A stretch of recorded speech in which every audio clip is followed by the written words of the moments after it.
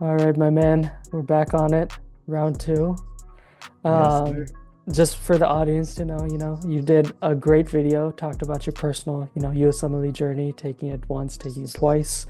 Mm. Why don't you give us a little recap, a quick recap, and then we'll dive into what you've been doing now. Sure, sure. So I think on the last video we kind of touched on step studying and like for people that either are studying for step or have to retake step, just kind of keeping in mind that ultimately you persevere through this stuff and you get through it. Mm, Ultimately you will get past the hurdle of step one if you're whether you're taking it now or whether you're taking it whether you have to retake it. hmm uh, and the thing is having that systematic approach is so important. We hmm talked about in the last video going through your U-World questions, Yeah. not just random, but even going through a systems-based approach is Uh, something that's really important. And then when you're getting close to your test, like, going through like more of a random approach just to sure. kind of get a feel for how the test is laid out, because Yeah. that's going to be something that's like different, hmm uh, and it will help you out for sure. And then, ultimately just realizing that you can do as much as you put in yourself in, like how much effort you put in, like you can only do that much. So just kind of keeping in mind that doing your best is the best that you can do for yourself, and then hmm the rest is having a good balance, mental health balance, hmm doing things on the side that you love, on ultimately getting past the hurdle of whether it's step one, step two, CK. I feel like it's all the same thing. It's It just is. a Yeah. mental battle, right? It So is. Mind over everything else. Yeah. mind over everything else. So, quick question on that, just to refresh myself too. What were the Sure. hobbies you did? Like, what kept you kind of grounded during that time period? Sure. I mean, what I did, I remember because like I was back home at that time. So Yeah. if you're with family, like just try to spend as much time as you can with them. Don't let Mm. step studying get to the point where you're not coming downstairs, you're not spending time with family, because they're your biggest supporters. And whenever you Yeah. feel down, try to talk to your family, and if Sure. if not family, then friends. Mm. Like have a social support system. That's very important. Yeah. Even if you're more of someone who just wants to do things alone, just go out for walks. I remember Mm. going out for at least walk in the Same. morning and the Mm. evening while I was studying Oh, for wow. step. Okay. And that definitely kept me grounded through the whole process. Like I would Yeah. come back, be able to study a little bit, Uh-huh. uh, and then, eat dinner. Make sure that you're not, obviously don't try to do all-nighters and stuff like that. You Yes. guys Yes. need to get the sleep that you need. Mm. At least aim for 7 hours every day during your dedicated, because Mm.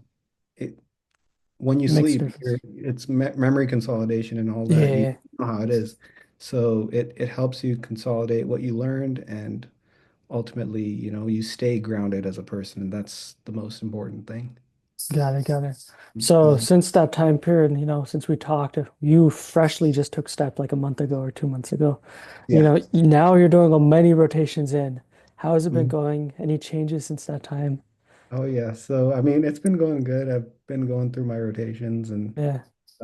it's been pretty smooth. Okay. Thankfully, it's been really good, and trying to keep up with that. I think in terms of studying for shelf exams, like Uh-huh. kind of get in the mode of, oh my God, we have so much to do for step one. And then it feels different when you have shelf exams that are focused on certain subjects. Yeah. The way that my thing was set up, I had family medicine first. So it was again like, Oh, a full like recap. exactly a full recap. I had to do it twice. Like, I mean, Wow. step one studying, doing like having to do step one again and retake it. I feel Uh-huh. like it really helped me on my family medicine shelf, because I was like, Really? okay, this is like the third time that I'm studying this stuff, along with like the guidelines and stuff, which is Yeah. just something that you have to spend Memorize. Yeah. time with the different USPSTF guidelines for those of you taking family medicine or familiar with family medicine. Like hmm that's a separate thing. Like that's more of like memorization, like spending time with it. But Sure. overall, the review of medicine, again, for me, really helped. So that was something that I was very thankful for, taking family medicine first. Mm. I know everybody has their own experiences though, and definitely like make sure that if you just take step, I would recommend doing something more nuanced, like Mm. neurology or psychology, starting out with that first, before jumping into something as broad as I did. You don't think the broadness was like, since you kind of were ready for that, didn't that help you though? For the, It did help. It did help. I think for my situation, it helped just because I had done it twice. I yeah. feel like for people that have just taken step one once Oh, and like having to do it go again, smaller. Okay, it's okay. like yeah, exactly. You're not gonna gain as much from doing it that way. But I just think if you've had to retake step, and then you start off with a shelf or rotation like family medicine, it's a really good review of everything. Hmm. And then definitely towards the end of your schedules, I would recommend scheduling something more broad, like internal medicine, just to kind of get a good review before step two and, Yeah. get your foot in the water before that.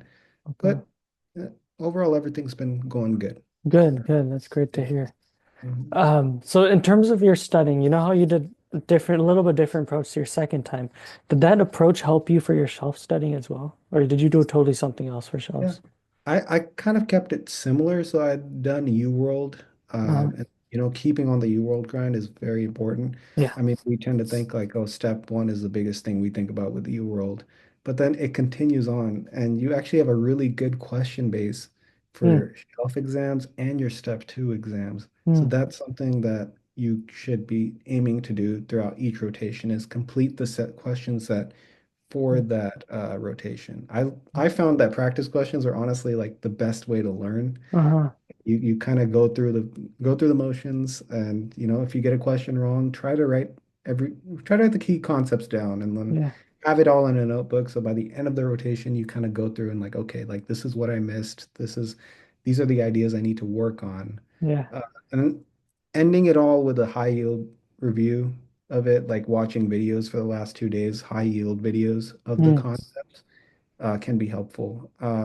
Recommendations I have for that are like Dr. High Yield is really good yeah. at consolidating everything you Uh-huh. need to know for the shelf. Uh-huh. And just saving those videos for the last 2 days is the absolute golden way to go. So Gotcha, gotcha. I really love you said take notes and review them at the end. Most people don't do that. And I think that's like a great way to recap a little bit of what you know, especially if you write it down, it kind of solidifies in your head, like the exactly, stuff you're writing down. That's good. exactly. It's good. And you've been doing good on your shelves, like with that method and doing Amazing, amazing. I mean, it's been very smooth. that's good. It's great No to hear. bumps in the road, thankfully. Good, And good. it's just been that method of when you start out your rotations, just plan out how am I going to approach this where I can do every question at least once, At if least not once. twice, Okay. before the end of the rotation. So you kind Sure. of get a hold of the concepts, and you get by learning through questions, you actually learn how they test you on these exams. Like there's very specific words, keywords that you want to pick up on, Yeah. and these questions will help you kind of dive through that and see, okay, like when they're talking about these symptoms or these certain words that they use, I know what they're trying to get at, and Mm. this will be the answer. Like it's not just good for learning like the concepts, which is really good for, it's also really good for building test taking strategy, which is crucial in these exams. So. Gotcha, gotcha. Okay. Do you think you retaking step has led to you being this organized and this methodical with your studying, or is this something that you naturally came upon? That's a good question. I think just having the extra run through of step one Hmm. and like kind of the failure that I went through the first time, it really helped me learn my downfalls, Mm. especially with the first time I took step, in the sense that I wasn't organized with my approach. I touched on this like in Yeah, the last video too, but just kind of the way that I did it was random you world yeah, every day, just 40 questions and trying to learn as much as I can, absorb everything like a sponge. yeah, It's not, it's at the end of the day, you have to have some organization with the way you study. And the thing about sure. shelves that's so good is the fact that it's it's consolidated already. Like you just have to know for that shelf exam, what is that material that's relevant? Like you just have to Yeah. do that section of the Q bank and that's it. Hmm. But never forget that even if you're studying for a shelf exam, you still want to use that organized approach, but do it for the different subjects. And then you want to round it off with random questions, potentially doing it like you have one set of certain blocks that you want to do. You do that one set in the morning, review your content throughout the day, do your high yield videos, review your notes for sure. Mm, And then at the end of the day, you should do a random set of UWorld questions. This is like a good way to round out everything and make sure yeah. that by the time the test comes, you're prepared for that format because the test is going to throw all sorts of things Yeah. at you. It's not just going to be one subject or the other, right? It's going to be random. Mm, So it's a good way to kind of approach that, I think. And that's what I did for my second go around with STEP. look, okay. And it really helped me. So Really helped you. So you feel like you've taken those lessons really to heart and use them going forward. definitely, Okay. definitely, Good, definitely. good. Have you noticed in shells, I don't know if this is just a me thing, but have you noticed in shells that there seems to be like random questions that aren't part of the body system that you're studying? Yeah, yeah, it's in every shelf, like where you have at least four or five, at least for me, it's been always like four or five questions. I'm like, I did not study this, and it's Yeah, not related to my like the subject that I'm being tested on. Like a exactly. neurology, I had like a couple of pediatrics questions. I was Mm, like, yeah. why are you testing me on pediatrics right now? This is neurology. I should be looking at like spinal cord levels and what's going on, but no, it's interesting how they do that. And my strategy for that is I just don't. I expect that that's going to happen. I don't worry about it. Like you have the best thing you can do for yourself is not focusing on the smaller things, but instead focusing on the larger picture. Like you have Mm, majority of your questions are going to be sure. related to the shelf, so just kind of approaching it that way. But it's a good point that you bring up. They do it. They love to do Yeah, that. They put they in like do. four or five questions and just It yeah. always throws me off. It's like, how do I prepare for everything? It feels like I really can't prepare for all of it.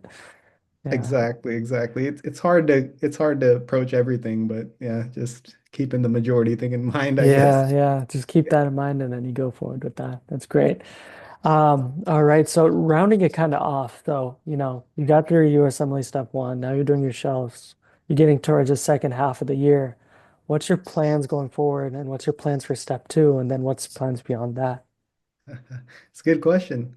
I mean, with step two, I'm just trying to take it as I go. Sure. So for now, I'm studying for the shelves that I do have to take. I have about four more rotations that I have to go through before thinking about step two in terms of core rotations. Uh-huh. Once those are out of the way, just kind of rounding out everything, like revisiting the things I learned, especially through high yield videos, is kind of my plan, Uh-huh. along with doing like random UWorld questions because you've kind of gone through everything at this point. You're Yeah. like, I think it's more important to approach it with a random based approach, especially closer to the exam. So that's my main plan as to how to approach it for now. Okay. And then, of course, like doing a subject-based review as well with the Okay. UWorld is Subject-based kind of a review. similar approach. Yeah. Okay. So similar approach to step one, kind of reviewing your world. You're going to be completed with it, right? By that time. Yeah, I mean by that point I think in terms of because how the U world is laid out is you have shelf review questions and then you have step two CK review questions. So Uh-huh. my goal is to have the shelf review questions just done so that by the time I get to the U world step two question bank, which should be fairly similar to how the shelf is laid out, Uh-huh. you kind of already have an idea of like the question types and stuff because it's super similar to the shelf, at least from what I know and Uh-huh. what people have talked to me about, like the concepts they test you on are like super similar to the shelf. And if you're like well prepared for your shelves and you do well on your shelves, you should be in good shape for Hmm. step two. For step two. Yeah, true, true. I think the shelves are like mini practice exams for step two. It's like a little, Exactly. like you could say a vaccination. Each little one is like vaccines for the whole thing. Yeah, it's a good way to think about it, right? Yeah, it's just Yeah. you can think, yeah, like the boosters, and then eventually you have like the whole vaccine that which is your step two, right? So Yeah. yeah, but you'll be well prepared and you'll be really good if you do well on your shelves. So just Okay. focus on doing well on your shelves, especially if you're at that point in your career. Hmm. Then once you get through your core rotations, you should be in good shape, provided that you still use your dedicated time well, study your material, do the random UWorld questions, and then review with high yield Review. Got it. Got it. Dr. High Yield, or you had what's his name? Divine, right? Divine. Divine intervention. And you got Yeah, Emma yeah. Holiday. And then there's a couple Emma others. Holiday. Yeah, yeah. I used Yeah. Emma Holiday for surgery, and it Really? came in so Yeah. close. Yeah, She has yeah. good slides too. Like her downloading her slides really helps for reviewing. Yeah, she pretty much covers all the high yield stuff you need to know as well for all those. So definitely take a look at Emma Holiday, Dr. High Yield, and Divine. I think those are like your big Big players when ones. it comes to high yield reviews at the end. Cool, cool. Yeah. All right. Well, since last time, we started a tradition on the podcast where we leave a question. Some previous guest leaves a question for the current guest, and then you'll leave one for the next one. So Hmm. I have a question for you. Where do you Okay. see yourself in the next 10 years outside of medicine?